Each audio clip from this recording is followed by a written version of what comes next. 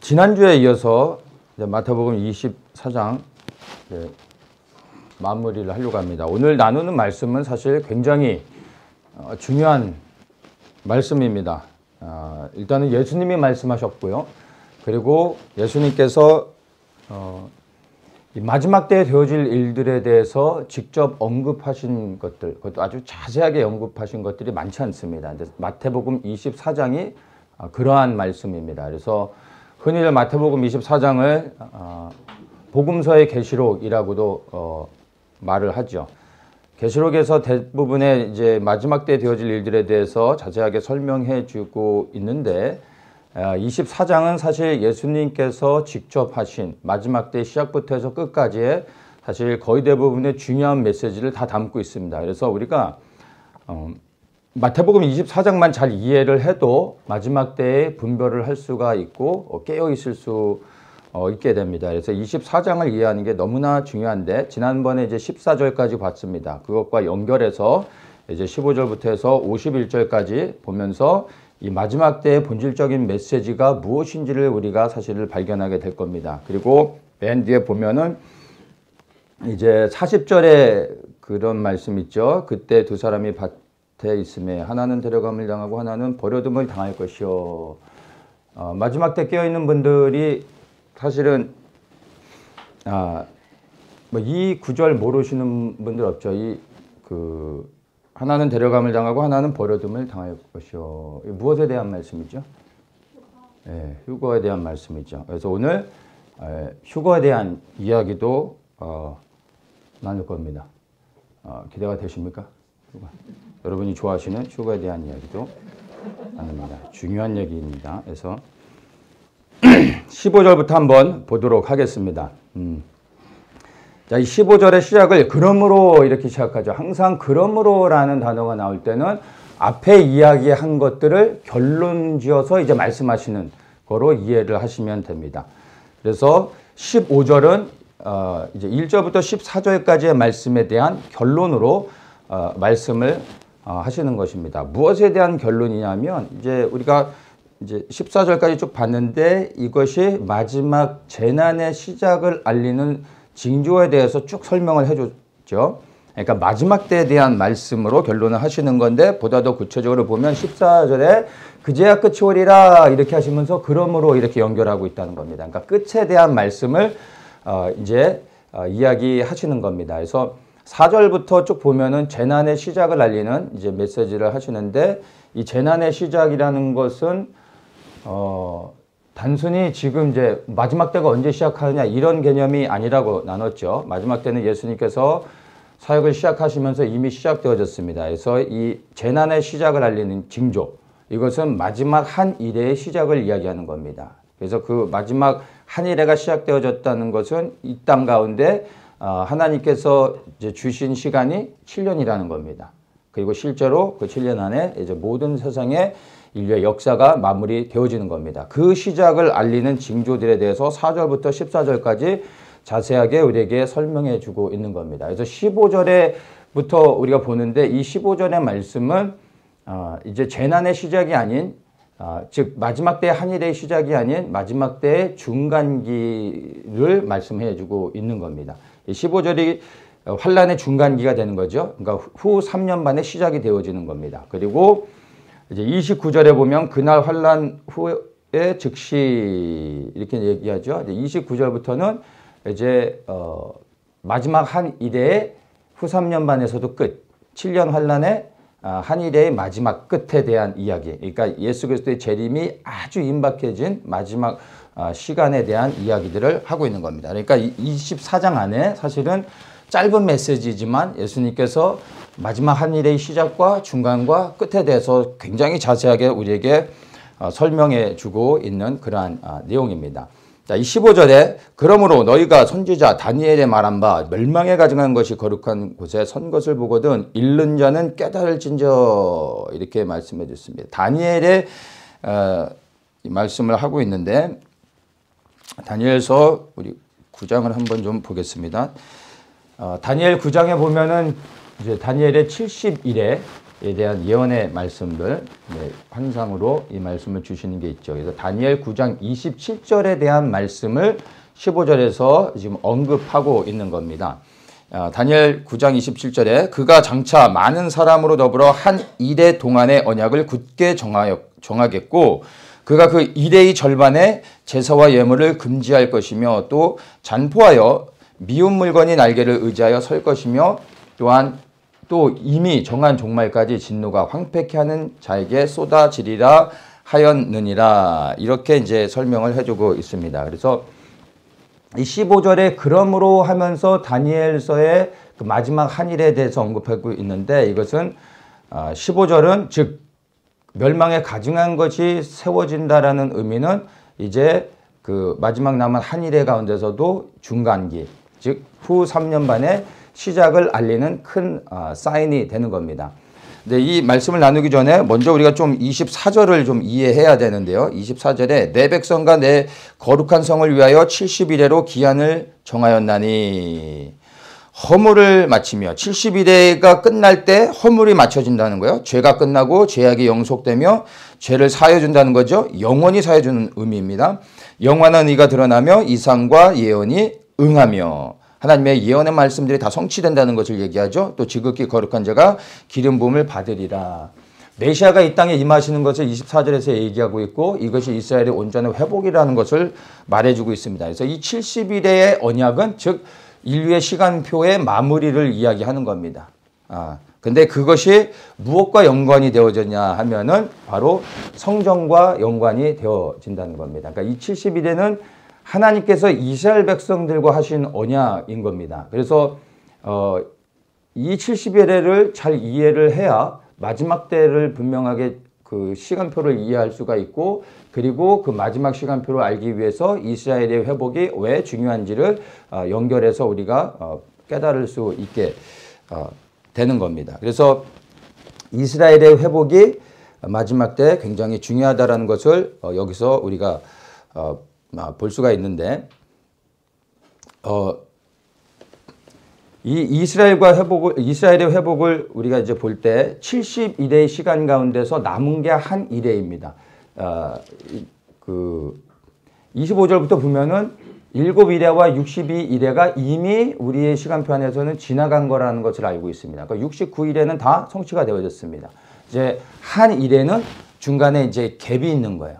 근데 어느 순간에 그 마지막 한 일의 시간표가 쩍깍하고 움직이는 순간 그때부터는 이제 이 땅에 남은 시간이 7년이라는 겁니다. 한 일회가 남은 겁니다. 그래서 우리가 한 일회가 언제 그럼 시작되어지는가 이것을 주목해 봐야 마지막 한 일회의 그 시간이 어떻게 시작되는지를 이제 잘 이해할 수가 있는데 이것이 다른 것이 아니라 성전의 재건과 연관이 되는 겁니다. 성전 중간에 제사 드리는 것을 중단시킨다고 말하고 있어요. 그리고 멸망에 가증한 것, 즉 우상이 성전에 세워진다고 말하고 있습니다. 그 말의 의미는 성전이 세워졌다라는 전제하에서 이야기하는 겁니다. 그러니까 지금 이스라엘은 회복되어졌고 저 하나님의 약속의 땅에 이스라엘 하나님의 백성들이 돌아왔는데 성전은 없습니다. 근데 언젠가는 성전이 세워진다는 거예요. 근데 그 성전의 시작이 성전이 세워지는 것이 한일의 시작과 연결되어지는 겁니다. 성전이 세워지는 즉시로 한일회가 시작된다라고 봐야 되는지는 모르겠습니다. 근데 그것보다는 성전이 세워지고 한일회의 언약을 하는 일들이 있게 된다는 겁니다. 그것을 우리가 보게 될 겁니다. 근데 한일회의 언약이 세워지기 위해서는 성전이 먼저 재건되어야 된다는 것. 즉 우리가 지금 보는 그 이스라엘의 예루살렘의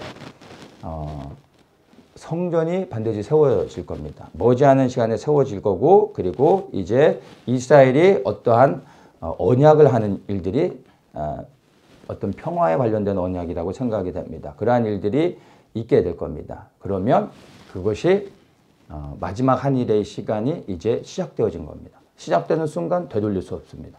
그리고 이제 7년의 시간이 이 땅 가운데 이제 마지막으로 남게 되는 겁니다. 그래서 굉장히 이 말씀을 이해하는 것이 중요합니다. 그래서 15절에 그러므로 하면서 다니엘의 말한 그 멸망에 가증한 것이 세워진다라는 이야기는 이제 후 3년반이 시작되어졌다. 그 후 3년반의 시간은 극심한 환란이요 이스라엘 야곱의 환란이라는 것입니다. 그것에 우리가 이제 초점을 두면은 됩니다. 그래서 이 15절은 지금 어떻습니까? 재난의 시작은 이미 이제 7년의 시작 부분이었던 거죠. 근데 이 15절은 이미 전 3년반이 지나서 이젠 후 3년반으로 들어가는 초입에 왔다는 겁니다. 이 멸망에 가증한 것이 세워지면. 그래서 15절부터 해서 그 20절까지 보면은 역사 속에서 이 말씀이 성취되어졌다는 것을 우리가 알 수 있습니다. 그래서 그 유대에 있는 자들은 산으로 도망가라. 무엇을 가지러 내려가지 말라. 그날에는 아이벤 자들과 젖먹이는 자들에게 화가 있을 것이다. AD 70년에 예루살렘이 멸망을 당하면서 실제로 예루살렘이 1년 반 동안 그 포위를 당하면서 굶어 죽고, 그리고 실제로 아이벤 자들, 젖먹이는 자들에게 화가 있었습니다. 그래서 역사 속에서 정말로 그 예루살렘 안에 그 비참한 현장들을 요세푸스를 통해서 다 기록을 해서 우리가 알 수 있게 해주셨습니다.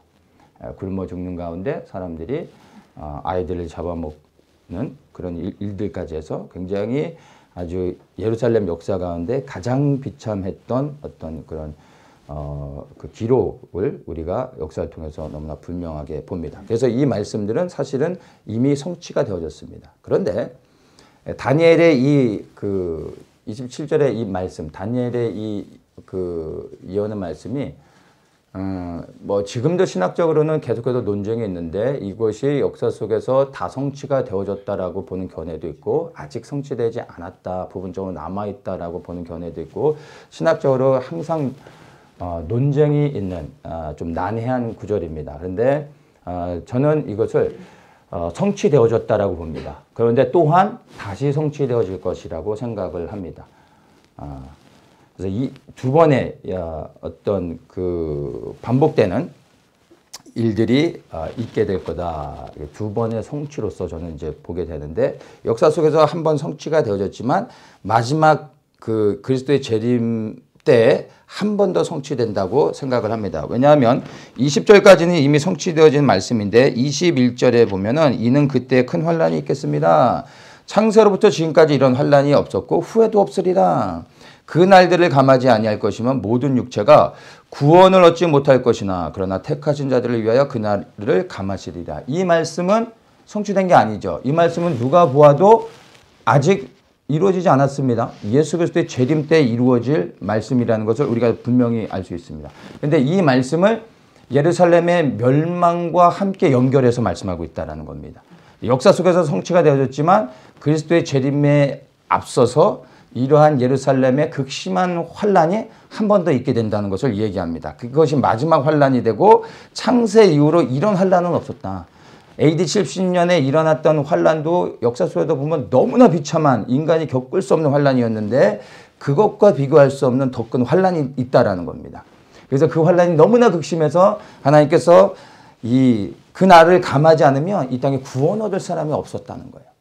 너무나 그 환란이 심해서. 그래서 그 날을 감하여 준다라는 겁니다. 그래서 후 3년 반은 정확하게 기간으로 이야기하면 3년 반인데 그 날을 감하여 준다고 하셨습니다.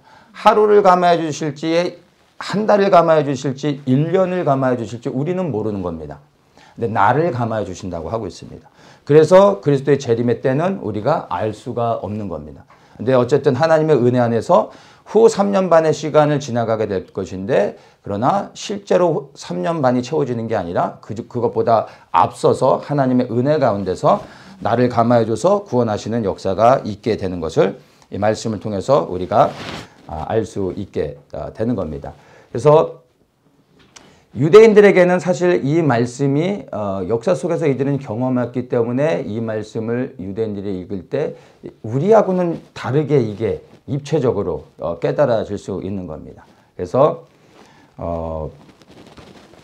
유대인들이 마지막 때를 깨닫고 이 말씀을 볼 때 아마 우리하고는 좀 다르게 반응하지 않을까, 그런 생각을 합니다. 그래서 마지막 때를 살아가는 우리는 성전에 그 우상이 세워질 때 깨어나 정신 차리면은 늦는 거고요.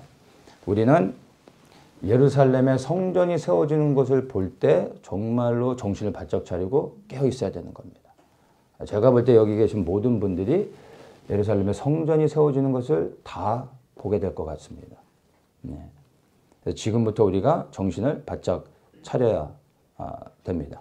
그래서 정말 예수 그리스도와 동행하는 그러한 삶을 살아야 될 것입니다. 그래서 마지막 그 한일의 중간 후 3년반의 시작에 가장 강력한 사인은 성전인데 그 성전은 그 전에 이제 지어진다는 겁니다. 우리는 지금 그 흐름 안에서 가고 있는 겁니다.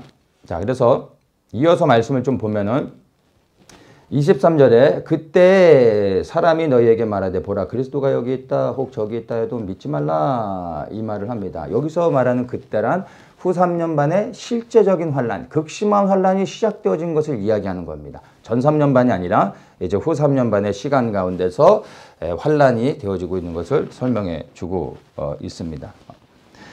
환란의 시작, 재난의 시작이라고도 하고 한일의 시작이라고도 말할 수 있는데 이 한일의 시작에서는 어떠한 일들이 일어납니까? 우리가 이제 지난주에 4절에서부터 쭉 봤지만 첫째 그 재난의 시작, 즉 마지막 한일회가 시작되어질 때 사람의 미혹이 생긴다는 거죠. 그러니까 적그리스도가 등장한다는 겁니다. 많은 사람을 속이는 겁니다. 그리고 전쟁과 전쟁의 소문. 그런데 이것을 더 구체적으로 말해주고 있죠. 나라와 나라의 전쟁, 왕국과 왕국의 전쟁. 그래서 이스라엘이 아닌 이방 나라들 간의 전쟁이 있다라는 겁니다.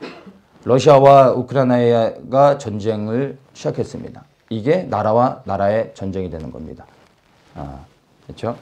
그런데 이 전쟁이 마지막 때의 사인이 아닙니다. 또 하나가 있죠. 킹덤과 킹덤의 전쟁. 즉 이스라엘을 대적하여 일어나는 전쟁. 이스라엘이 전쟁을 하게 되면 그게 킹덤의 전쟁이 되는 겁니다. 그러면 이방 민족들 간의 전쟁, 러시아와 우크라이나의 전쟁이 있었는데 우리가 머지않은 시간에 올해 안에라도 우리가 이스라엘에서 전쟁이 일어나는 것을 본다면 네이션의 전쟁과 킹덤의 전쟁이 다 같이 일어나는 겁니다. 그러면 정말 마지막 때의 한 일회가 시작되어지는 것들로 우리에게 큰 사인으로 보여주시는 거라 우리가 생각할 수 있게 되는 겁니다. 그래서 지금 이제 러시아와 우크라이나의 전쟁을 단순히 한 나라의 전쟁으로만 봐서는 안 되고 이 전쟁으로 인하여 앞으로 파생되어질 영향력도 어떤 그 흐름 안에서 가게 될지를 우리가 유심히 관찰하며 보아야 됩니다. 그래서 지금은 사실은 러시아와 이스라엘이 그 큰 외형적으로는 충돌을 일으키지 않고 지금까지 사실 잘 왔었는데 이 전쟁으로 인해서 앞으로 어떻게 될지 모릅니다. 러시아가 전쟁을 일으키는 순간 대부분의 많은 나라들이 성명을 발표하면서 러시아를 규탄했습니다. 이스라엘도 동일하게 했죠.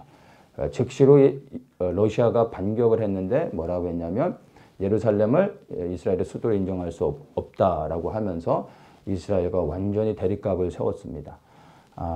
지금까지 이스라엘이 안보를 위해서 시리아 내에 있는 이란의 여러 군사기지들을 공격했는데 사실 시리아 땅은 시리아 게 아니라 러시아 거나 마찬가지입니다. 그런데 러시아가 지금까지 다 침묵하고 있었습니다. 근데 앞으로 이스라엘이 이제 시리아를 공격할 때 러시아가 지금과 같이 가만히 있지 않을 가능성이 많습니다. 그러면 이제 전쟁이 더욱더 복잡해지고 이스라엘 안에서 전쟁이 생각보다 빨리 일어날 수도 있습니다. 그러면 이제 우리가 재난을 알리는, 즉 마지막 때 한일회가 시작되어지는 사인으로도 볼 수가 있는 겁니다. 그것 말고도 여러 가지 우리가 계속 지켜봐야 되겠지만 그러한 가능성이 굉장히 커집니다. 이스라엘이 건국된 이후로 이러한 상황이 사실은 오지는 않았습니다.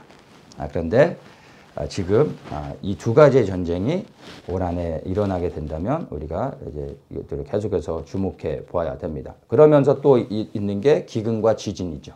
그리고 핍박이 있을 거라고 말합니다. 그리고 이 시험에 빠진다. 그러니까 즉 핍박으로 인하여 배도하는 일들이 일어나 서로를 잡아준다는 거죠. 그렇죠? 가족들이 잡아주고 교회 안에 성도들이 서로를 잡아주면서 살기 위해서 배도하는 일들이 실제로 일어납니다. 거짓 선지자가 많이 일어난다. 즉 적그리스도들이 많이 일어난다. 이런 이야기를 하고 있습니다. 이게 마지막 한일의 시작의 일어나는 일들이라는 겁니다. 그런데 23절과 24절 보면은 적그리스도가 또 나타나죠. 그리고 24절에 거짓 그리스도들과 거짓 선지자들이 일어난다. 근데 환란 중간에도 이러한 일들이 있다라는 거예요. 그래서 이거 반복적으로 이야기하고 있는 게 아니라 이것은 이러한 적그리스도의 출현이 점차적으로 증가되어진다는 거예요. 점진적으로 더욱더 많아진다라는 겁니다. 반복해서 말씀하시는 게 아닙니다. 그러니까 환란이 극심할수록 그리고 세상이 어지러울수록 이제 그리스도인 척하면서 세상을 더욱더 어지럽게 하는 일들이 실제로 있게 됩니다. 그래서 너나 나나 막 그냥 다 그리스도화하는 일들이 전 세계 가운데 있을 거고 이스라엘 가운데 예루살렘에 더욱더 많아지게 될 겁니다. 그러한 일들을 우리가 보게 될 때 정말로 그리스도의 재림의 때가 가까웠다는 것을 우리가 이제 생각을 해야 됩니다. 자, 그런데 이 환란의 중간기에 들어오기 전에 우리가 지금 우리가 살아가고 있는 이 시점에서 가장 주목해야 되는 것이 전쟁입니다. 여러 가지 앞에 보면 많은 이제 사인들을 이야기하고 있지만 가장 강력한 사인은 두 전쟁입니다. 이방 나라들의 전쟁, 이스라엘의 전쟁. 근데 이것이 지금 현재 우리가 목격하고 있는 부분이기 때문에 정말로 우리가 기도하며 우리가 좀 깨어 있어야 하는 것입니다. 자, 그러면서 그 환란 중간에 들어와서는 이제 적그리스도가 더욱더 점진적으로 그 많이 이 거짓 선지자들이 일어나고 적그리스도들이 출현하게 된다. 이렇게 이야기하고 있고, 예수님은 마태복음에서 환란 중간 이후로부터 일어나는 일들에 대해서 자세하게 설명은 해주지 않습니다. 근데 이 부분은 이제 계시록에서 후 3년 반부터 해서 마지막까지 이루어지는 많은 일들에 대해서 자세하게 설명을 해주고 있습니다. 그래서 이 마태복음 24장과 그리고 이제 계시록을 연결해서 보게 되면은 이제 후 3년 반에 일어나게 될 이제 여러 가지 환란에 대해서 우리가 예언의 말씀들 통해서 우리가 이제 좀 분별해 알 수 있게 되는 겁니다.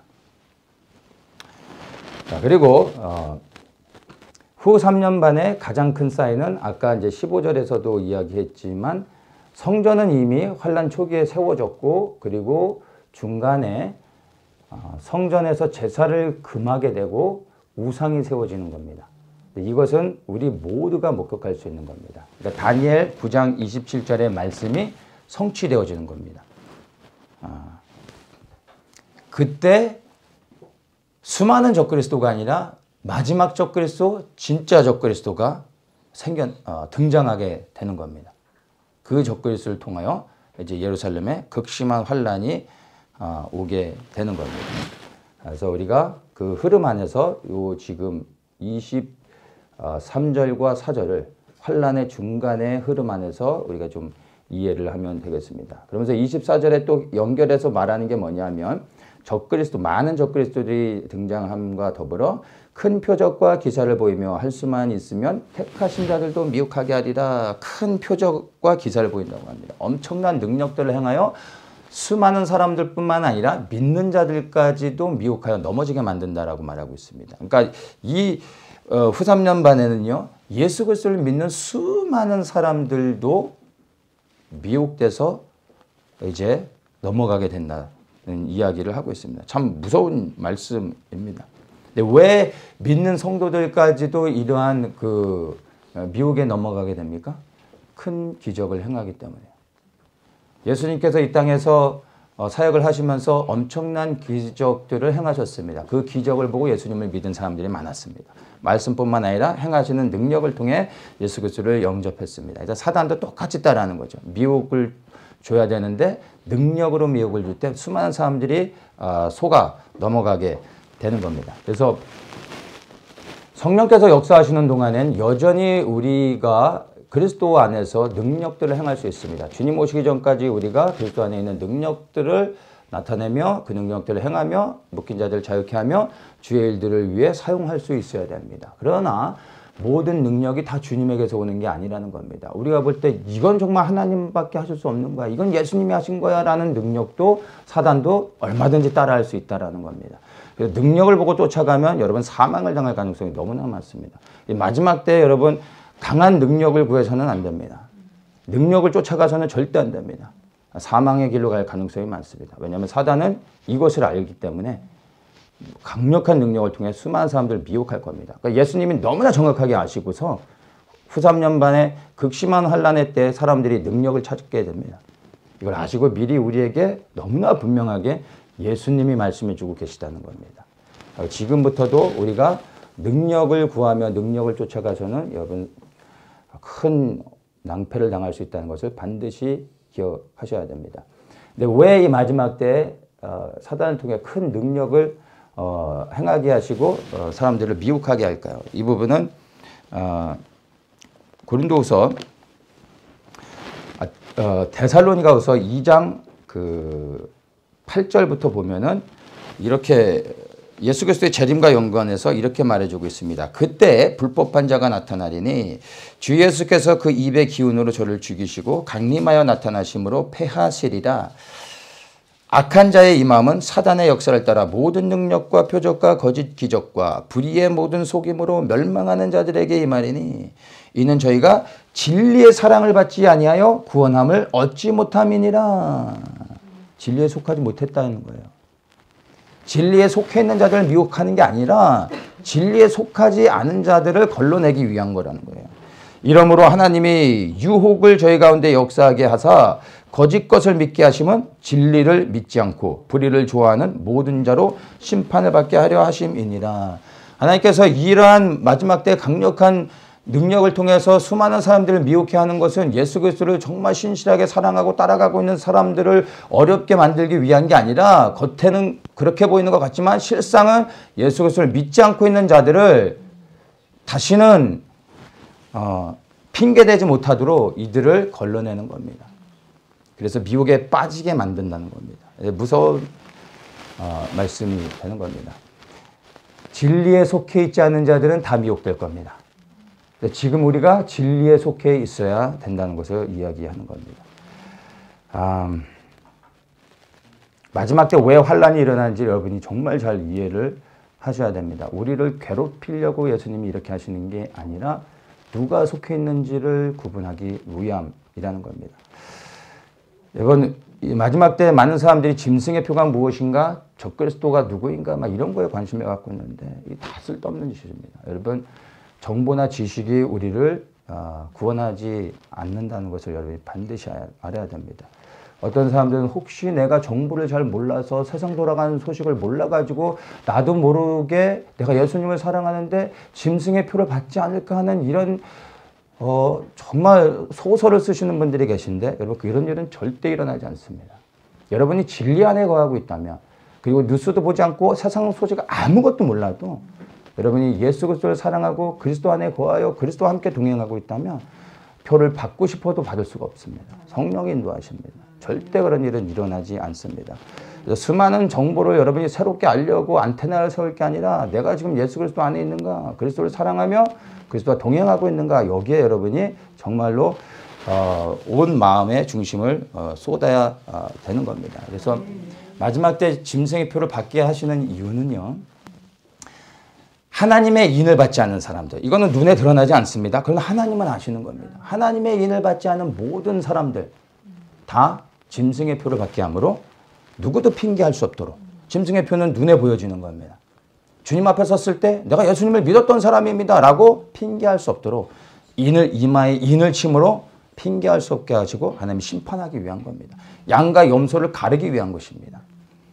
그러니까 여러분 짐승의 표를 받지 않기 위해서 노력하지 마시고 내가 그리스도께 속해 있는가? 지금 내 이마에 보이지 않지만 영의 인이 쳐져 있는가? 그래서 하나님의 천사들이 이 땅에 심판하러 올 때 하나님의 인친자들 먼저 보호하시고 지키시는데 내 이마에 인이 쳐져 있는가? 여러분들 그것을 심각하게 고민해 보셔야 되는 것입니다. 그래서 그리스도께 속해 있지 않은 모든 자들이 표를 받게 될 것입니다. 고린도후서 13장 5절에 보면 너희가 믿음에 있는가 너희 자신을 시험하고 너희 자신을 확증하라. 이 말씀이 날마다 우리 안에서 두려움으로 우리가 묵상하며 우리 스스로를 시험하셔야 됩니다. 이 정도면 됐지 나는 괜찮아 라고 생각하시면 여러분 그게 바로 미혹의 시작인 겁니다. 나는 정말 예수 그리스도를 믿고 있는가? 난 진리에 정말 거하고 있는가? 어제 내가 진리에 거해 있다고 해서 오늘 자동적으로 진리 안에 있는 게 아니거든요. 매일의 삶 속에서 순간순간 바울은 날마다 죽는다고 얘기했잖아요. 우리는 바울보다 형편없지 않습니까? 매 순간 그리스도를 찾아야 돼요. 그렇지 않고서는 진리 안에 거할 수가 없는 겁니다. 그래서 두렵고 떨림으로 우리의 구원을 이루라는 말씀이 이 마지막 때에 정말 우리에게 어떤 의미를 갖고 있는지를 여러분이 곰곰이 생각해 보셔야 되는 겁니다. 결코 쉽지 않습니다. 여러분들을 낙심하게 하려고 하는 게 아니라 이게 사실이 그런 겁니다. 목사인 저도 날마다 두려운 가운데서 주님 앞에 서려고 하는데 여러분들이 편안하게 신앙생활하고 있고 나는 구원받을 수 있다라고 자신하고 있다면 여러분 그건 착각입니다. 착각. 여러분 두려운 마음으로 날마다 여러분의 믿음을 테스트하십시오. 저 사람은 천국 갈까? 라고 생각하지 말고 지금 여러분 스스로를 한번 지켜보십시오. 과연 주님이 보실 때 믿음이 있는지 그 믿음을 인정하실 수 있는지 여러분 스스로 한번 돌아보시길 바랍니다. 오직 믿음으로서 진리 안에 거할 때 여러분 구원을 얻는다는 것을 반드시 기억하고 날마다 자신을 시험하시길 바랍니다. 마지막 때 이런 큰 표적들을 통해 수많은 사람들을 미혹하게 하는 일이 이제 3년 반에 있다라는 것을 우리가 이제 살펴보았습니다. 자, 26절에 보면 그러면 사람들이 너희에게 말할 때 보라 그리스도가 광야에 있다. 보라 골방에 있다. 야 여기 있다 저기 있다 한다는 거야. 근데 사람들이 그 말에 따라서 이리 갔다 저리 갔다 막 움직인다는 거야. 왜요? 절박하니까. 그리스도를 찾아야 되겠고 그분을 붙잡아야 되겠으니까. 왜요? 환난이 극심하니까 사람들의 이야기를 따라 이리로 저리로 움직인다는 거야.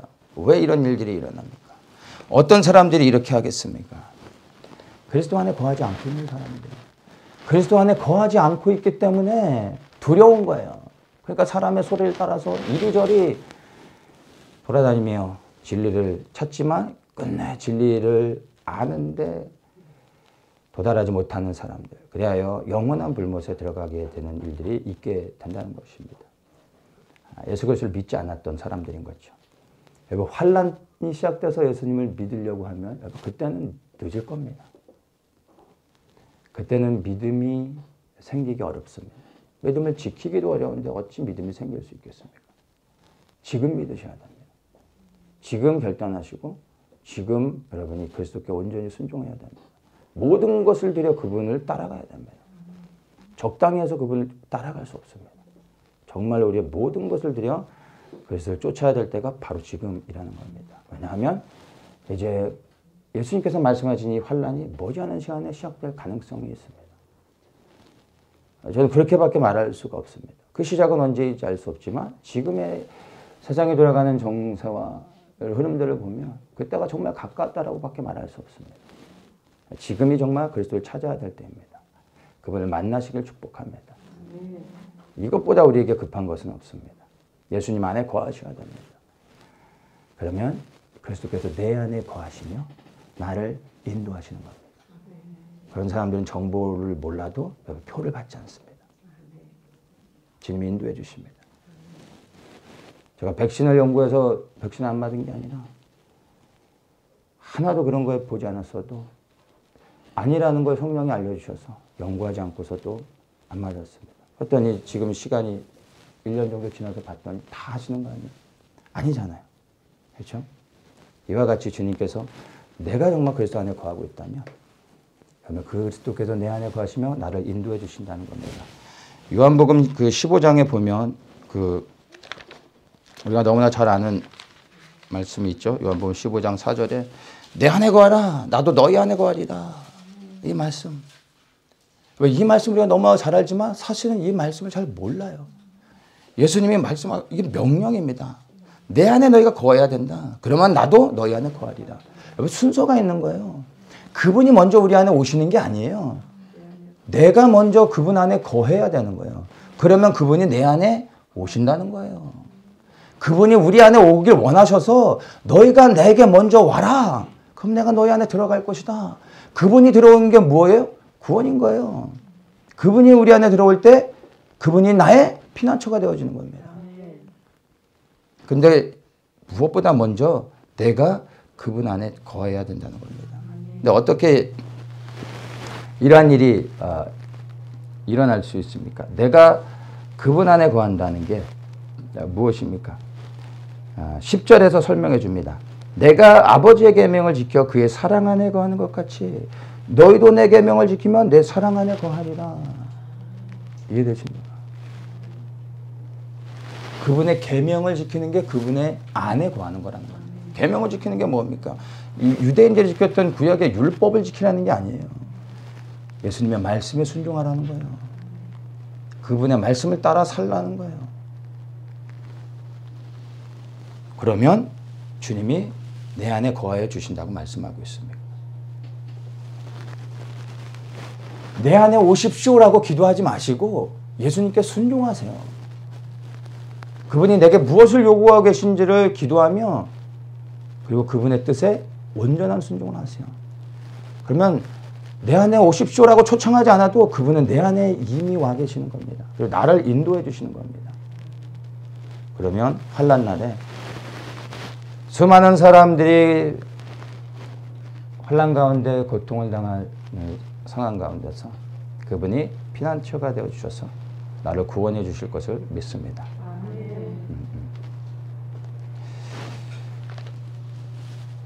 27절에 보면 번개가 동편에서 나서 서편까지 번쩍인 같이 인자의 맘도 그러하리라. 예수님의 재림이 어떠한지를 설명해 주고 있는데 예수님이 구름을 타고 멋있게 막 천천히 내려오시는 게 아니고요. 순식간에 일어나는 일이라는 겁니다.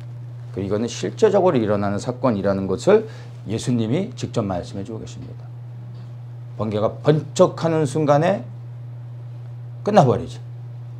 예수님의 임하심도 그렇게 이루어지는데 온 세상 사람들이 그것을 다 보게 된다는 겁니다. 그런데 예수님이 그렇게 딱 임하실 때 죽음이 있는 곳에는 독수리들이 모일지니라 이렇게 말씀합니다.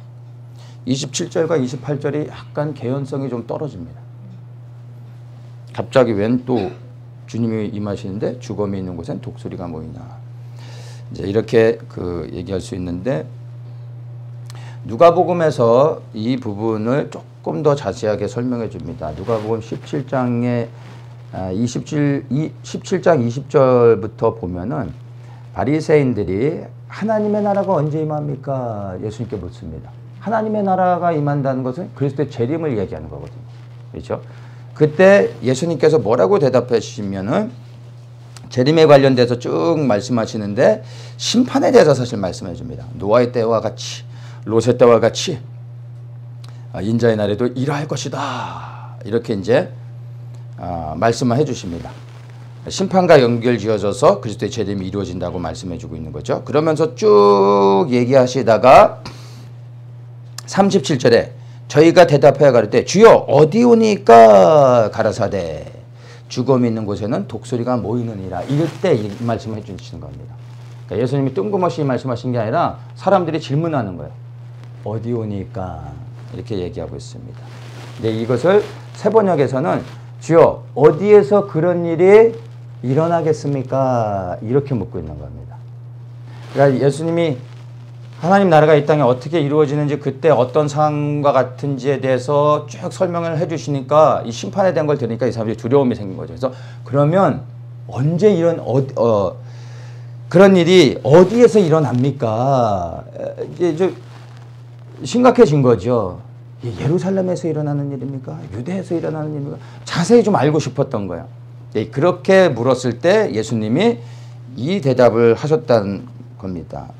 뭐라고요? 죽음 있는 곳에는 독수리가 모인다. 이들이 원했던 대답은 이게 아니었죠. 근데 항상 우리가 말씀을 통해서 보면 예수님은 질문을 들어주셔도 사람들이 질문하는 것에 대하여 답변하시지 않으시고 그분이 대답해 줘야 될 것, 사람들이 들어야 될 것에 대해서 답변을 해 주십니다. 예수님은. 근데 예수님이 하신 답변은 죽음이 있는 곳에는 독수리가 모인다. 이 말은 곧 무엇을 얘기하는 거냐면은 심판을 이야기하는 겁니다. 예수 그리스도께서 재림하실 때 심판으로 인하여 수많은 사람들이 죽음을 당하게 될 것이다. 이것을 이야기하고 있습니다. 독수리가 모인다라는 표현을 구약의 선지자들을 통해 여러 군데서 말씀해주고 있습니다. 그런데 이 독수리가 모인다라는 것은 항상 심판에 대해서 말씀하실 때 이러한 표현을 하고 계십니다. 예수님이 재림하실 때 수많은 사람들이 죽음을 당하게 된다는 것은 즉 그리스도께 속하지 않은 많은 사람들이 심판을 당하게 될 것이다 라고 이야기하고 있는 건데, 이것이 조금 더 구체적으로 이야기를 하면은 첫째는 유대인입니다. 이 모든 마태복음의 이야기는요 유대인을 위해서 말씀하시는 겁니다. 이 마태복음 24장의 마지막 때 되어지는 환란의 일들은 다 유대인 예루살렘에 초점을 맞추고 있는 겁니다. 그러면 예루살렘을 제외한 세상의 이방 나라들은 평화롭냐라는 이야기가 아니라 거기는 관심이 없으신 거예요. 여기만 얘기하고 계신 거예요. 근데 예루살렘에 이런 극심한 환란이 있다면 세상의 다른 곳에서도 동일하게 그런 일이 있을 겁니다. 근데 예수님은 지금 모든 초점이 예루살렘에 맞춰서 이야기를 하고 있다는 겁니다. 그래서 이러한 일들이 어디에서 일어나냐면 바로 예루살렘. 그 대상이 누굽니까? 이스라엘 유대인들이라는 겁니다. 우리는 예수님의 재림을 생각할 때 예수님의 재림은 이스라엘의 구원으로 생각합니다. 그리고 세상엔 심판으로 받아들입니다. 이스라엘은 심판받지 않고 구원을 얻는 걸로 생각하는데 그렇지 않습니다. 정확하게 이야기하면 예수님의 재림은 첫째 이스라엘에 대한 심판이고 두 번째 이방인에 대한 세상에 대한 심판입니다. 그래서 이스라엘을 심판하시고 이스라엘을 구원하시고 그리고 세상을 심판하시고 세상을 구원하시는 겁니다. 사랑하는 자를 먼저 하나님 심판하십니다. 하나님의 백성을 먼저 심판하시는 겁니다. 성전에서부터 정결케 하시는 겁니다. 모든 심판의 기준은 예수님이 항상 예루살렘이요 성전이 되어지는 겁니다. 그래서 이 심판은 예루살렘에 있을 심판에 대해서 말씀하고 계십니다. 심판하고 회복하신 다음에 그 다음에 구원하시는 게 주님의 계획이라는 것을 우리가 잘 이해를 해야 될 것입니다. 자, 이러한 일들이 이제 있고 난 후에 29절에 그날 환란 후에 즉시 해가 어두워지며 달이 빛을 내지 아니하며 별들이 하늘에서 떨어지며 하늘의 권능들이 흔들리리라. 29절의 말씀은 이제 그리스도의 재림이 이루어지기 바로 직전의 상황을 이야기해 주고 있는 겁니다. 그러니까 지금 29절은 어디입니까? 시간으로 보면은 이제 환란의 끝, 후 3년 반의 끝자락입니다. 예수 그리스도가 재림하기 바로 직전의 상황이라는 겁니다. 해가 어두워지고 달이 빛을 내지 아니한다. 이러한 말씀들은 구약의 선지자들을 통해서 여러 번 이 여호와의 날과 연관지어서 말씀하실 때 계속해서 반복적으로 주셨던 말씀입니다. 해와 달이 어두워지는 징조는 그리스도의 재림을 알리는 징조입니다. 예수님이 십자가에 못 박혀 돌아가실 때 일식이 있었습니다. 역사적인 기록에서도 나옵니다. 놀랍죠. 네. 그런데 그리스도의 재림 때 온 세상이 어두워지는 징조를 통해 그리스도의 재림이 이루어질 것을 보여주고 있습니다. 구약의 선지자들 통해서 너무나 분명하게 여러 군데서 이야기해주고 있습니다. 그리고 난 후에 이제 30절에 보면 그때의 인자의 징조 이렇게 얘기하죠. 근데 이 그리스도가 이 땅에 이제 임하는 메시아의 재림이 이루어질 때 뭐라고 얘기하냐면 30절에 땅의 모든 족속이 통곡하며 그들의 인자가 구름을 타고 능력과 큰 영광으로 오는 것을 보리라. 보긴 보는데 이 사람들이 통곡을 한다고 합니다. 여기서 통곡은요 기뻐하는 통곡이 아닙니다. 슬퍼서 우는 통곡입니다. 예수님이 재림하시는데 슬퍼서 우는 사람들이 누구일까요? 심판을 받는 자들입니다. 이들은 그리스도의 재림을 볼 때 두려워하고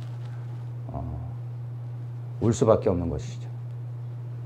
그리고 정말 무서운 주님의 심판을 받게 되는 겁니다. 여러분 그리스도의 재림 때 우는 자가 되면 좋습니다. 아마도 이 사람들은 그리스도의 재림 전에 웃고 즐기는 사람들이었을 겁니다. 지금 우리가 울 수 있어야 됩니다. 무엇을 위해 울어야 되겠습니까? 나의 영혼의 구원을 위해, 그리스도의 재림이 이루어지기를 위해, 하나님의 뜻이 이루어지기를 위해 울 수 있어야 됩니다. 나의 죄로 우는 자가 그리스도의 재림 때 웃을 수 있습니다.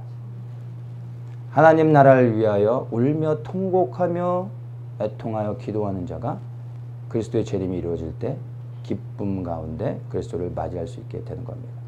지금 여러분이 우는 사람이 되셔야 합니다.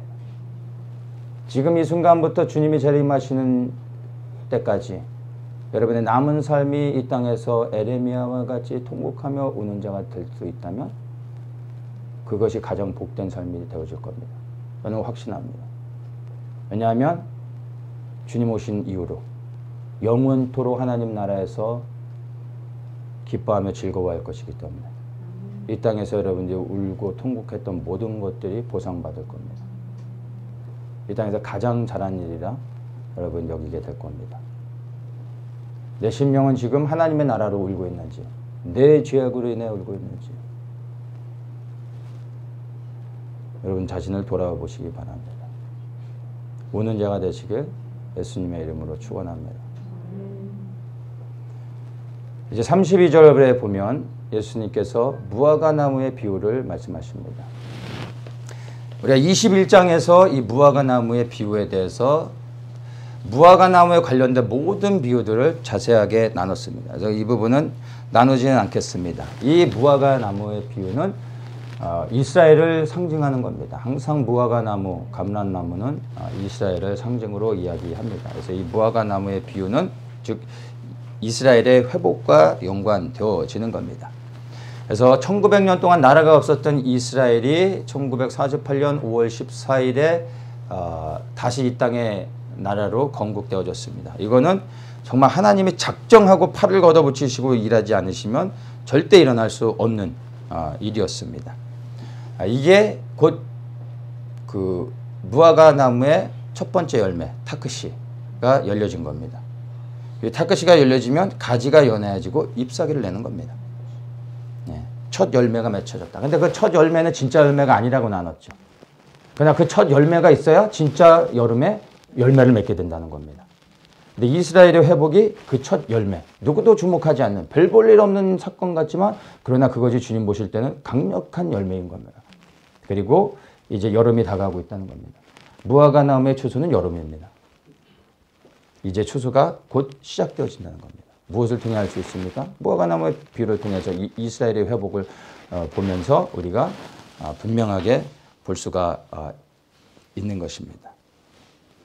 그리고 이제 여름, 즉 이 무화과 나무의 추수가 시작된다는 것은 메시아의 재림을 알리는 것이고 세상의 종말인데 그 사건이 이미 가까이 오고 있다는 겁니다. 그래서 지금이 무화과 나무의 비유를 통해 보면 정말로 잎사귀를 내고 가지가 연해지고 잎사귀를 낸 상태, 즉 추수의 시기가 점점 가까이 오고 있는 그때라는 것을 우리가 정말 영으로 깨달아 알고 이스라엘 주목하며 또 이스라엘 위해 기도할 수 있어야 되는 겁니다.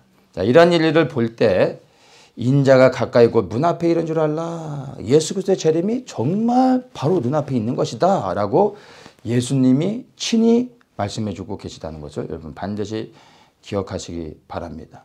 무화과 나무의 이 비유를 통해 정말 예수님의 재림이 눈앞에 왔습니다. 34절에 내가 진실로 너희에게 말하는 이 세대가 지나가기 전에 이 일이 다 이루리라. 이 말씀을 하십니다. 이 세대가 지나가기 전에 이 일이 다 이루리라. 이 일이 무엇입니까? 그리스도의 재림이 이루어지게 될 것이다.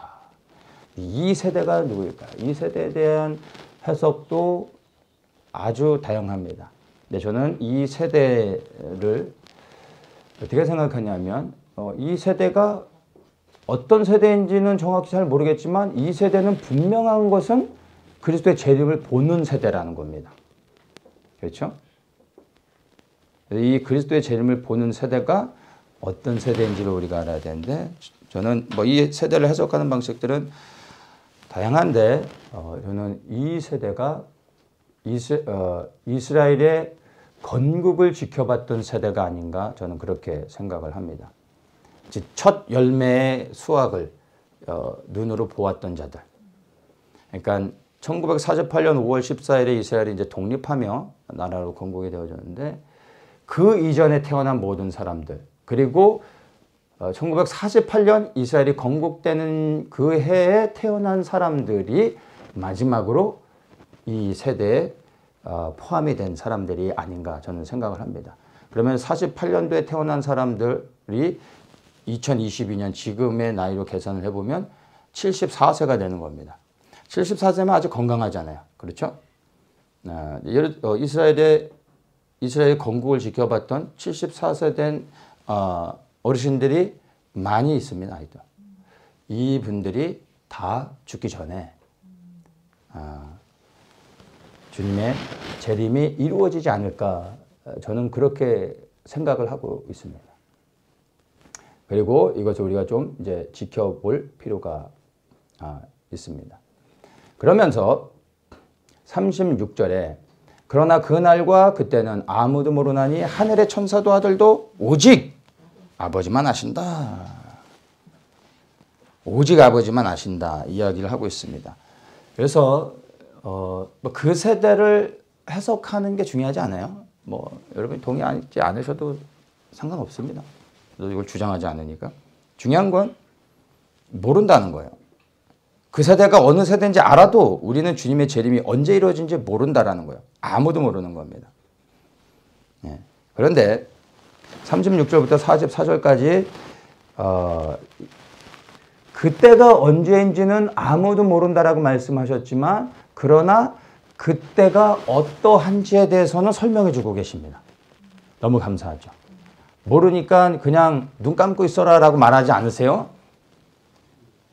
그러니까 모르니까 그때를 알려고는 하지 마세요. 그러나 이 말씀을 통해서 그때는 알 수 없지만 그때가 가까우면 어떠한 흐름에 살아가고 있는지 그때가 정말 심히 어떠한지에 대해서는 너무나 자세하게 36절부터 해서 44절까지 설명해 주고 있습니다. 그럼 이때가 어떠한지를 잘 살펴보면 그리스도의 재림이 가까이 왔는지 안 왔는지는 분별을 알 수 있다는 겁니다. 이것은 우리가 분별해야 되는 겁니다. 이 말씀들을 쭉 보면은 37절에 노아의 때와 같다 이렇게 말씀을 합니다. 노아의 때가 어떠했습니까? 38절에 방주에 들어가는 날까지 사람들이 먹고 마시고 장가들고 시집가고 그래도 멸망을 받을 때까지 이들이 깨닫지 못했다 이렇게 말합니다. 지금도 먹고 마시고 장가가고 시집가고 있는데 그러면 지금이 노아의 때인가요? 이제 고민을 해볼 필요가 있는데 단순히 술 취함과 방탕함, 세상의 타락 이런 것을 말하는 게 아니죠. 이러한 타락은 지금보다 사실은 이 예수님 당시에 로마 시대에 더 극심했습니다.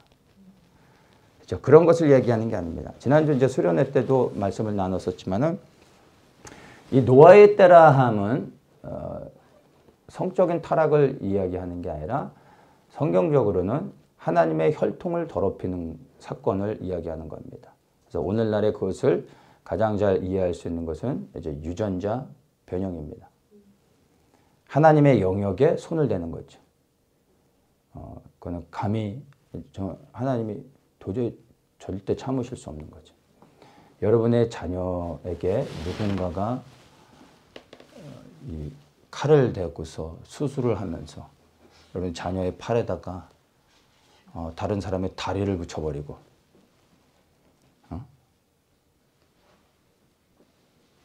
가슴을 열어가지고 이상한 거를 막 심어버리고 막 테스트를 한다면 여러분들은 가만히 있을 수 있겠습니까? 네, 하나님이 오직 생명은 하나님만이 주실 수 있는 겁니다. 사단은 흉내는 못합니다. 창조의 역사는 오직 하나님만 하실 수 있습니다. 그런데 인간이 이 창조의 영역에 도전하는 것은 하나님이 되려고 하는 겁니다. 하나님이 절대로 용서하실 수 없는 거죠. 오늘날 의학과 과학의 발전 이면에 숨겨져 있는 진실들을 유전자 조작과 변형을 통해서 여러분들이 잘 본다면 우리 인류를 영생불사할 수 있도록 해주는 축복이 아니라 사실은 하나님을 대적하여 정말 하나님의 심판을 임하게 하는 무서운 하나님의 진노를 불러오는 일이라는 것을 우리가 알 수 있습니다. 지금 우리가 조금만 정신을 차리고 이 의학과 과학이 얼마나 발전해서 이 유전자 변형을 통해서 어떠한 일들이 진행되고 있는지를 안다면 노아의 때가 정말 가까이 왔구나. 노아의 때가 가까웠다는 게 뭡니까? 그리스도의 재림 그리고 무서운 심판이 가까이 왔다. 이것을 우리가 알 수 있는 겁니다. 그러면 지금 우리가 살아가고 있는 시대가 얼마나 그리스도의 재림이 가까이 왔는지 정확히는 알 수 없지만 대략적으로 볼 때 심히 가까이 왔다라는 거 우리가 부인할 수가 없습니다. 그렇죠? 네. 정말 주님의 재림이 가까이 왔습니다. 그런데 39절에 정말 이야기하죠. 홍수가 나서 저희를 다 멸하기까지 깨닫지 못했으니 인자의 마음도 이와 같으리라. 하나님이 비를 통하여 심판하시는 그 순간까지도 사람들이 이게 심판인지는 모르고 그냥 살다가 다 죽어갔다는 겁니다. 근데 무서운 말씀이죠. 예수님의 재림 때도 이렇다는 거예요. 하나님이 엄청난 심판을 하시는데도 사람들은 그걸 심판으로 여기지 않고 살던 대로 살아간다는 겁니다. 이런 일들을 우리가 보게 될 겁니다. 그래서 지금부터 우리가 세상 가운데서 구별되어져서 살지 않으면 여러분 우리도 조금씩 묻어지다 보면 세상의 더러운 가운데 사는 게 뭐 그리 불편해지지 않습니다. 더러운 것을 즉시 털어내지 않고 그게 조금 적응이 되면요. 조금 더러워진 건 뭐 견딜만 합니다. 좀 지저분해도 뭐 괜찮습니다. 근데 그것이 점점점 적응되어지면 더 더러운 것이 묻어도 뭐 그냥 그렇게 티 안 나는 것 같아요. 그래서 매 순간 가운데 우리가 정말 거룩과 정결한 가운데 우리 스스로를 계속해서 세상으로부터 구별해내지 않으면 어느 순간 우리도 세상의 죄 가운데 타협해서 하나님의 심판이 임하는데도 알지 못하고 그 심판 가운데 출몰될 수 있다는 것을 여러분 반드시 기억하셔야 될 것입니다. 자, 그런 일들이 있게 된다고 하시면서 이제 연결해서 말씀하시는 게 뭡니까? 40절에 그때 두 사람이 밭에 있음에 하나는 데려감을 당하고 하나는 버려둠을 당할 것이요 두 여자가 매를 갈고 있음에 하나는 데려감을 당하고 하나는 버려둠을 당할 것이라. 그러므로 깨어있으라. 어느 날에 너희 주가 임하는지 너희가 알지 못함이니라. 우리가 이 말씀 너무 잘 알죠. 마지막 때를 깨달은 사람들 가운데 이 마태복음 24장의 40절 말씀 하나는 데려감을 당하고 하나는 버려둠을 당할 것이다. 그러므로 깨어있으라. 이거를 알지 못하는 사람은 아무도 없습니다. 이건 안 가르쳐줘도 다 아는 겁니다. 그렇죠? 네, 이 대목에서 물을 한 잔 마셔야 됩니다. 왜냐하면 이 말씀이 아까도 이제 뭐 나눴지만 하나는 데려가고 하나는 버려둔다. 무엇에 대한 말씀이죠? 휴거. 네. 할렐루야. 휴거에 대한 말씀이죠. 이제 질문 하나 하겠습니다. 여러분은 데려감을 당하고 싶습니까? 버려둠을 당하고 싶습니까? 제가 진지하게 물어보는 거예요. 데려감을 당하고 싶습니까? 다시 한번 물어보겠습니다. 데려감을 당하고 싶으십니까? 저는 버려둠을 당하고 싶습니다. 이 말씀은 휴거에 대한 말씀이 아닙니다.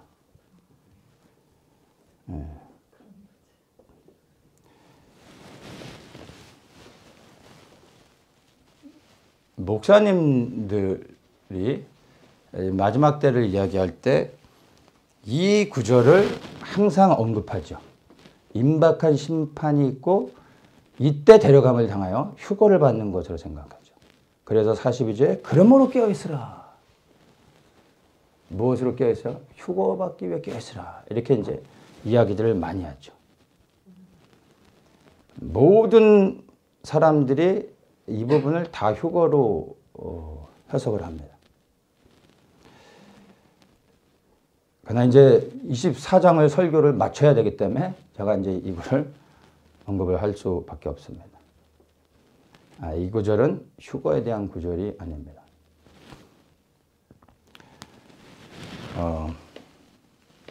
사람들이 이것을 휴거에 대한 구절로 이야기를 하는데 성경적인 근거는 하나도 없습니다. 왜 여러분이 이것을 휴거로 생각하십니까? 데려간다니까? 왜 그렇게 생각해요? 그것과 연결은 안 되는 것 같은데. 성경적인 근거가 전혀 없습니다. 근데 그냥 데려간다니까. 그리고 심판이 막 임한되고 하나는 데려가고 하나는 버려둠을 당한다니까 데려가는 건 휴거구나 라고 생각을 하는 거죠.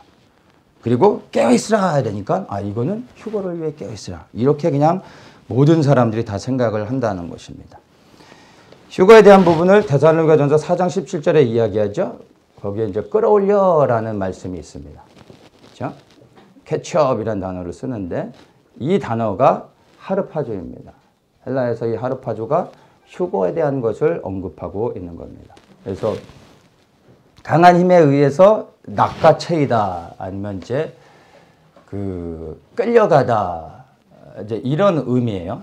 그리고 조금 더 구체적으로 얘기하면은 잡아채 올리다. 강한 어떤 힘에 의해서 이렇게 끌어올려지는 그런 것을 이야기합니다. 그게 데살로니가 4장 17절에서 바울을 통해 휴거의 그 단어로서 설명해주고 있습니다. 근데 이것과 동일한 이제 일들이 성경에 몇몇 곳에 있는데 이 하르파조라는 단어를 어디에 쓰냐면은 사도행전에 보면 빌립이 이디오피아 내시를 만나고 나서 성령에 이끌려서 순간 공간 이동을 해버리죠. 이때 하르파조라는 단어가 씁니다. 그때 정말로 성령께서 순간 팍 잡아채서 어디론가 사라져버린 거야. 그때 하르파조라는 단어를 씁니다. 그리고 사도 바울이 셋째 하늘에 올라갔었죠. 그때 이 하르파조라는 단어를 씁니다.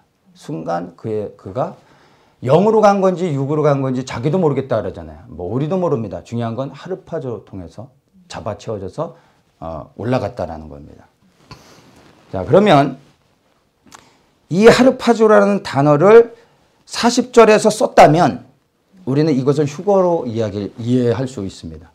근데 이 단어가 뭐라고 쓰였는지를 우리가 좀 봐야 되는데 이제 영어로는 그냥 taken이라는 단어를 쓰는데 헬라어에서는 하르파조라는 단어를 쓰지 않고 파라람바노라는 단어를 씁니다. 이 말은 그냥 말 그대로 데려가는 겁니다. 사람들이 데려간다라고 할 때 이 단어를 씁니다. 여기서 어떻게 쓰여졌냐면은 마태복음 1장에 보면은 마태복음 1장 그 20절에 이제 천사가 나타나 요셉에게 얘기하죠. 다윗의 자손 요셉아, 내 아내 마리아 데려오기를 무서워 말라. 데려오라 할 때 파라람바오라는 단어를 씁니다. 데려와라.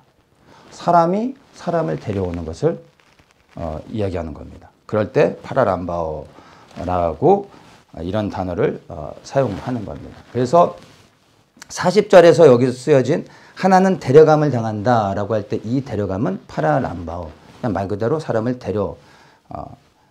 가는 겁니다. 그래서 정말로 이게 휴거의 사건이라면은 분명하게 하르파조라는 단어를 썼어야 되는 겁니다. 그렇게 쓰지 않습니다.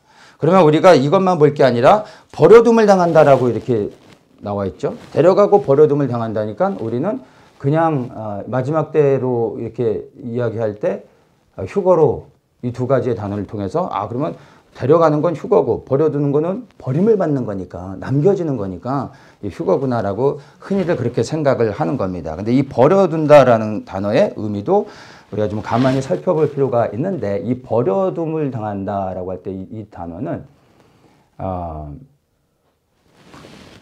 마태복음 6장 14절 말씀 한번 보겠습니다. 마태복음 6장 14절인데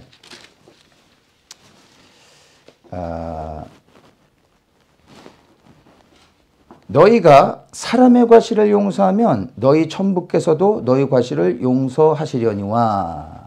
이렇게 얘기하죠. 용서란 단어를 쓰는데 여기서 용서하면 할 때 쓴 단어가 바로 이 40절에 쓴 버려둠을 당한다라고 할 때 쓴 단어입니다.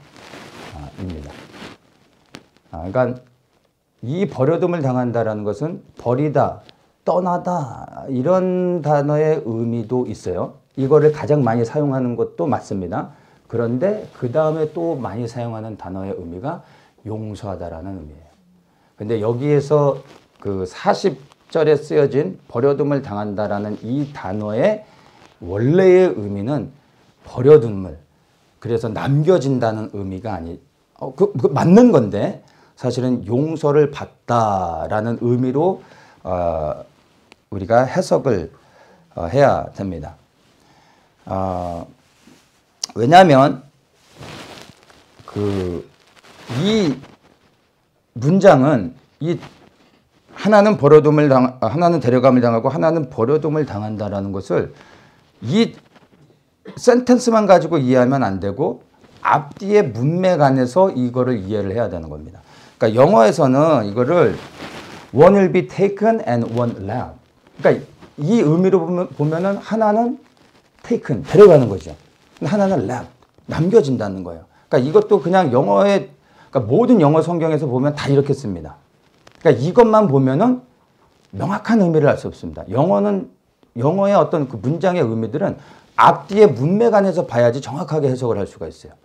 근데 이것만 보면은 잘 알 수가 없는데 앞뒤로 보면은 사실은 그렇지가 않아요. 그러니까 이 taken이라는 단어가 데려간다라는 의미인데 상황에 따라 이 데려가는 게 좋을 수도 있고 나쁠 수도 있는 거예요. 좋은 사람이 밥 사주러 데려가면 좋은 거잖아요. 근데 납치범이 데려가면 뭐예요? 붙잡혀가는 거가 되는 거예요. 유괴되는 거잖아요. 어떠한 상황 가운데 데려가느냐에 따라 다른 겁니다. 그러면 이 데려가는 게 어떠한 상황이냐에 따라 left, 남겨지는 게 좋은 의미가 될 수도 있고 나쁜 의미가 될 수도 있는 거예요. 맛있는 거 먹으러 데려가는데 거기에 포함되지 못한 사람은 얼마나 슬픕니까? 남겨진 거잖아요. 억울한 거죠. 화가 나는 거죠. 근데 이 나쁜 사람들이 끌고 갔어요. 근데 그 사람은 남겨졌단 말이에요. 할렐루야, 구원받은 거죠. 너무나 감사한 거죠. 이제 그 의미 안에서 우리가 이제 그 이해를 해야 되는 겁니다.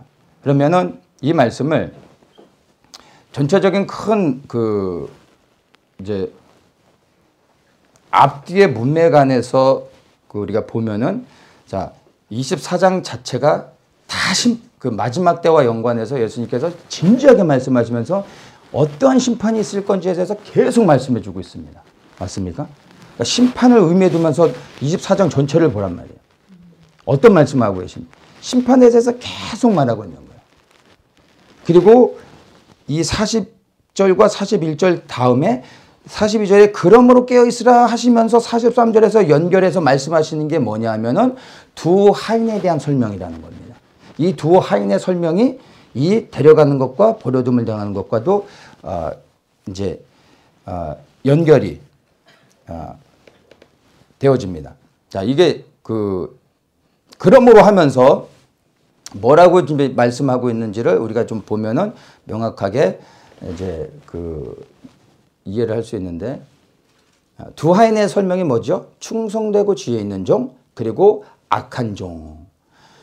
주인이 종에게 일을 맡기고 그 다음에 다시 왔을 때 충성되게 그 역할을 감당했던 종에게는 모든 수요를 맡긴다라고 말씀하고 있어요. 그런데 악한 종, 주인이 더디 올 거다 생각하면서 동무들 때리고 술 먹고 그리고 주인이 시킨 일들을 하지 않은 종들은 주인이 와가지고 어떻게 해요? 그 종을 엄히 때리고 외식한 자의 벌에 처한다. 이렇게 말씀하고 있습니다. 그러니까 이 말씀 맥락 안에서 이 40절의 말씀을 이해를 해야 되는 겁니다. 주인이 왔어요. 그런데 충성된 종은 어떻게 해요? 거기에 남겨지는 겁니다. 그래서 그것을 칭찬해 주는 겁니다. 그런데 이 악한 종은 어떻게 해요?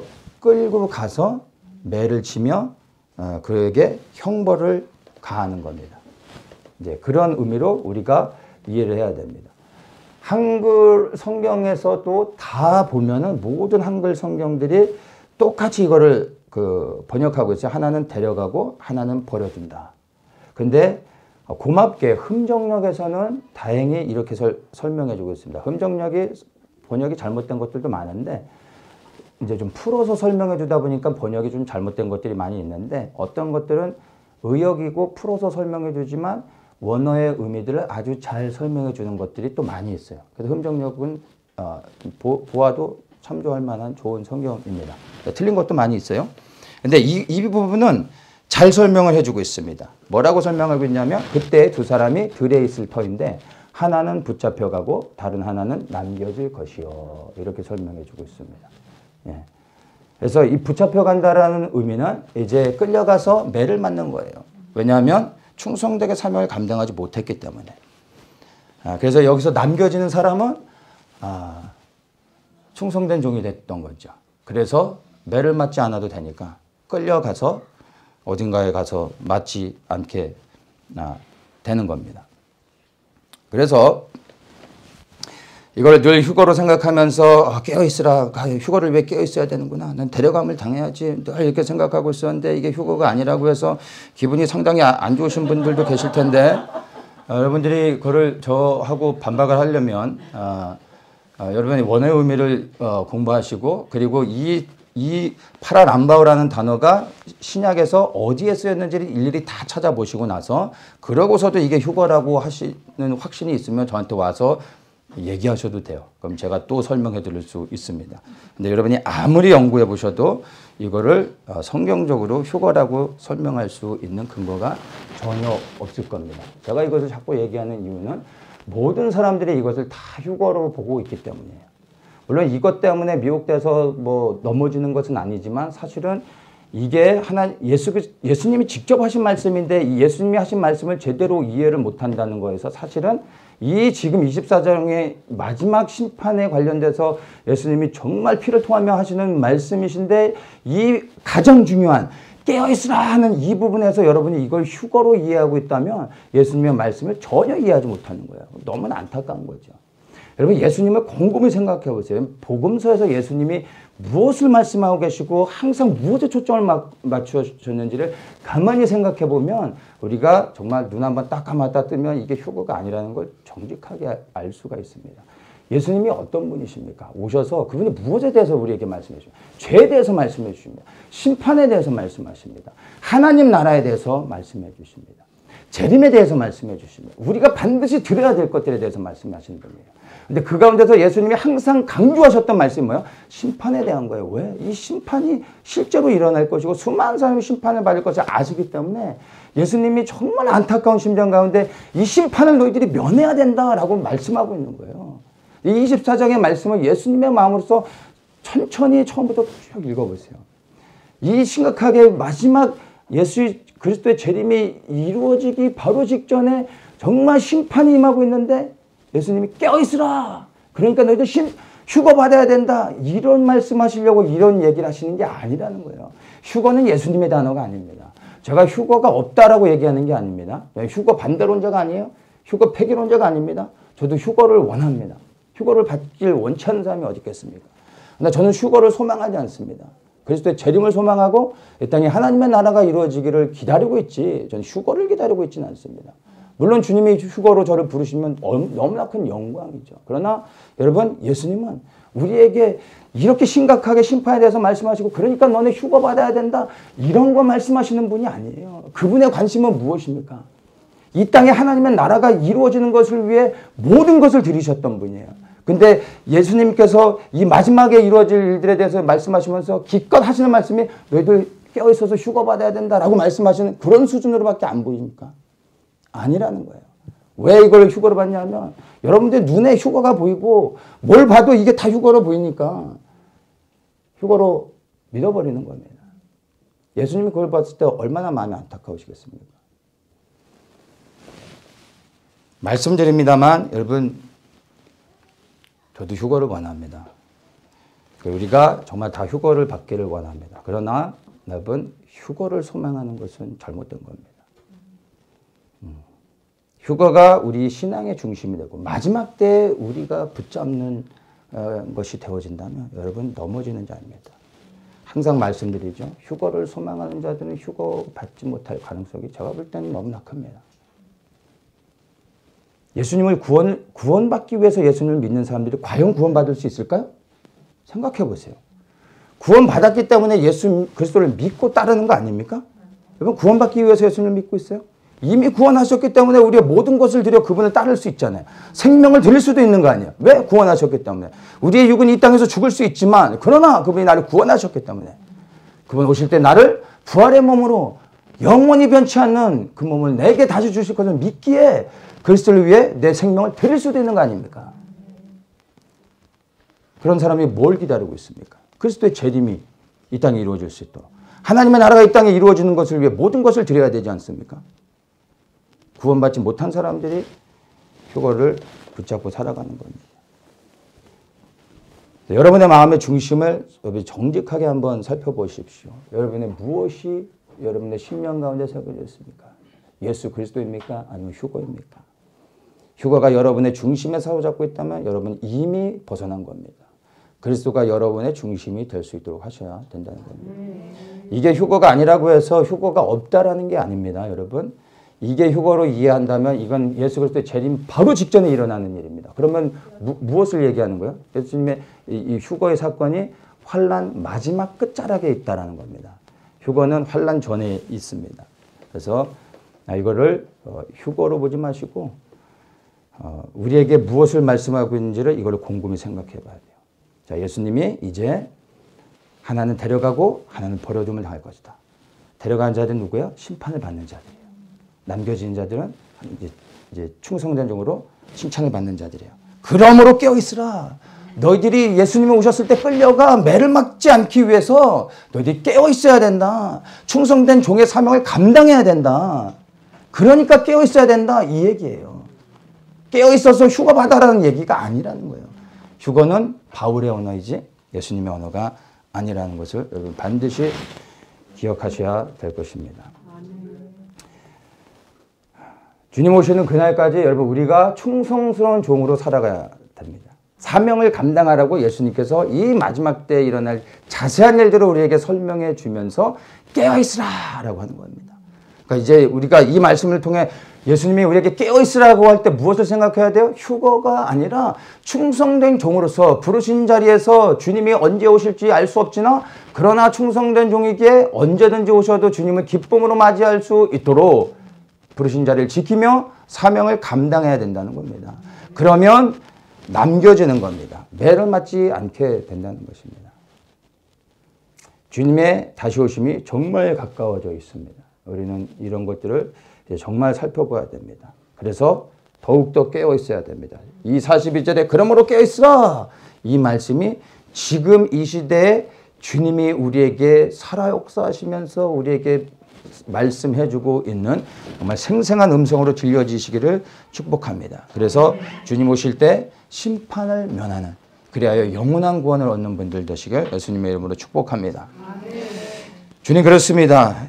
우리에게 지금 예수님께서 깨어있으라 말씀하시는 것들이 우리의 심령 가운데 들려지게 해주시고 우리가 무엇을 위해 깨어있어야 되는지 우리의 영을 열어 알게 하시고 주의 부르심의 자리를 더욱더 생명대로 지킬 수 있는 저희들 되게 하여 주셔서 주님 오시는 그날까지 예수 그리스도의 나라가 이 땅에 이루어질 수 있도록 우리의 모든 것을 들여 헌신하게 하여 주시옵소서. 감사하며 예수님의 이름으로 기도합니다. 아멘.